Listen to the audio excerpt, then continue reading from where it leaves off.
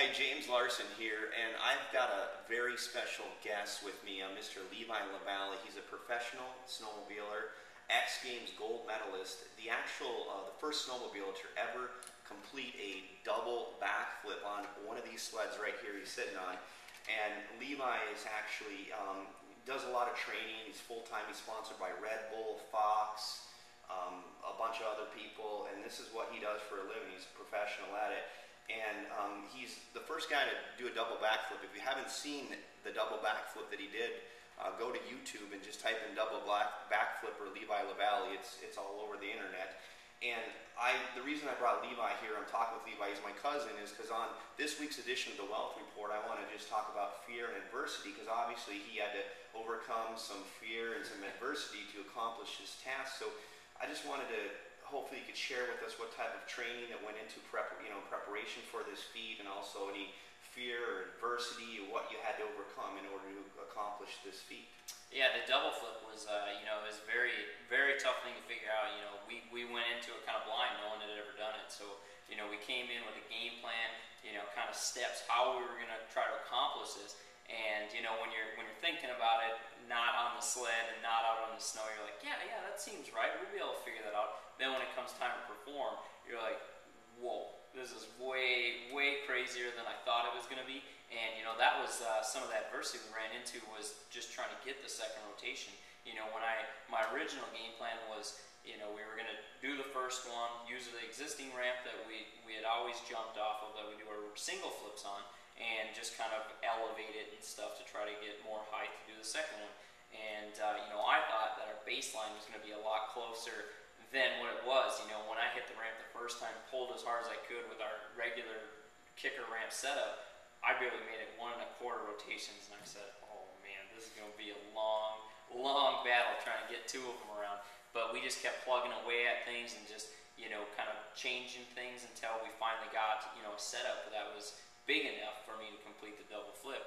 But some of the scariest things about it was, when we got it to where I could complete the second rotation into the foam pit, I was going 50 to 60 feet high. So then that's part of the fear you run into.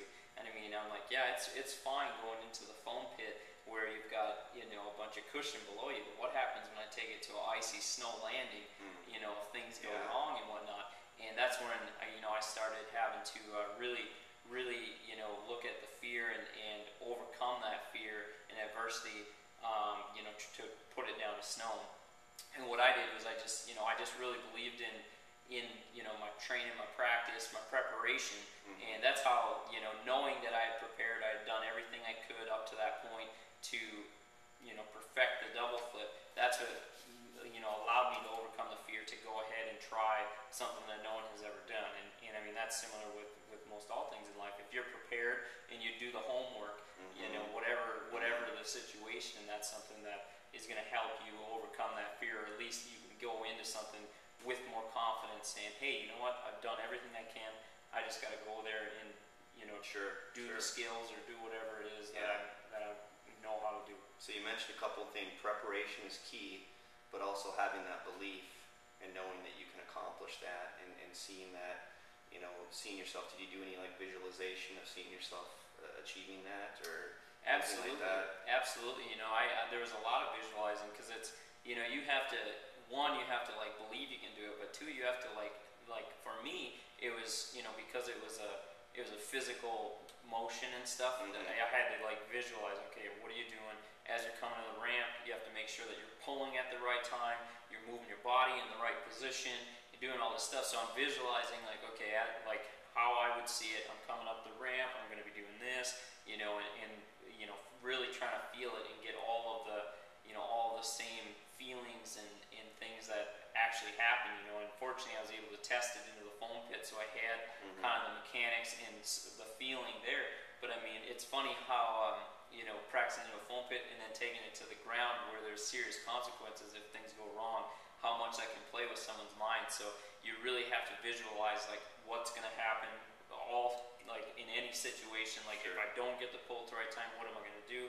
And I just visualize all of my different options and went out there and obviously I visualized the one of me landing it perfect over and over. but just in case, I had Plan B ready to go. Just so I was prepared for anything. Okay, good. Well, thank you, Levi, and I know a lot of people have probably seen you or heard of you or that want to check out what you've done, and the key really is preparation, visualization, see yourselves accomplishing your goals, be prepared and do the things to have success, and then, just believe that you can accomplish those things and follow through. So thanks for your time. I appreciate you and spend a couple minutes with us here, and I wish you all the success at next year's X Games. Thank you. Thanks for having me. Thanks, brother. Thank you.